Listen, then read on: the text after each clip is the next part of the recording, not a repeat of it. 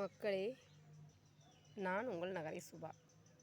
இப்போ நம்ம பார்த்துட்ருக்கிறது தும்பச்செடிங்க. இந்த தும்பச்செடியில் என்ன பலன் இருக்குது அப்படின்னு சொல்லி பார்த்தா,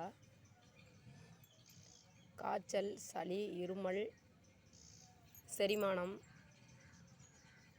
வாய்வு, இதுக்கெல்லாம் இந்த தும்பச்செடி ரொம்ப சிறந்த மருத்துவங்க. இது முன்னோர்கள் காலத்திலேருந்து பெரியவங்க சொன்ன ஒரு குறிப்பு. ஆனால் இதெல்லாம் சரியாக யாரும் பயன்படுத்துவதில்லை. ஆனால் இன்றைய காலகட்டத்திலும் பார்த்திங்கன்னா, குழந்தைகளுக்கு கண்டிப்பாக குழந்தைகளுக்கு இன்னமும் இந்த சாறு கொடுக்கப்படுது. நம்மளுடைய ஆங்கில மருத்துவம் சரியாக இல்லை அப்படின்றதுனால இதையும் சில நேரங்களில் கண்டிஷனாக குழந்தைகளுக்கு கொடுக்குறாங்க. அது இல்லாமல் இந்த பூவும் மருத்துவத்தில் நிறைஞ்சதுங்க. இந்த பூவோடையும் நம்ம திரைக்கி கொடுக்கலாம்.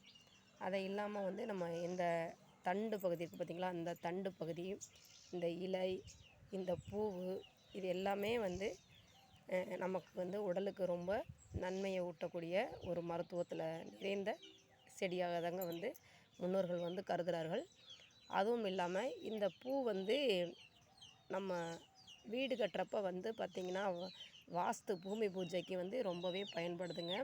ஏன்னா அது மருத்துவம் நிறைந்த அந்த ஒரு மலராக இருக்கிறதுனால தான் இந்த மலர் அந்த பூமி பூஜைக்கு பயன்படுதுங்க. இங்கே பாருங்கள், இது வீட்டில் பக்கத்தில் அருகே எங்கேயாவது தளைஞ்சிருந்தாலோ இல்லை காம்பவுண்டுக்குள்ளே இந்த செடிகள் இருந்தாலும் நீங்கள் இந்த செடிகளை அகற்றி விடாதீர்கள். வீட்டுக்குள்ளே குழந்தைகள் மட்டும் இல்லை, நம்ம பெரியவர்களும் சாப்பிட்லாங்க. எப்போ வேணாலும் சாப்பிட்லாம். உடம்பு சரியில்லாமல் இருந்தாலும் சாப்பிட்லாம், உடல் நல்லா இருந்தாலும் சாப்பிட்லாம். இதுக்கு எந்த ஒரு சைடு எஃபெக்ட்டுமே கிடையாதுங்க.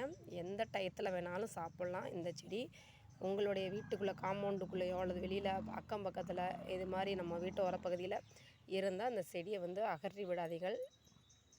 இது ஈர்க்கட்டுங்க. இது நமக்கு பயனு தான் இந்த செடி.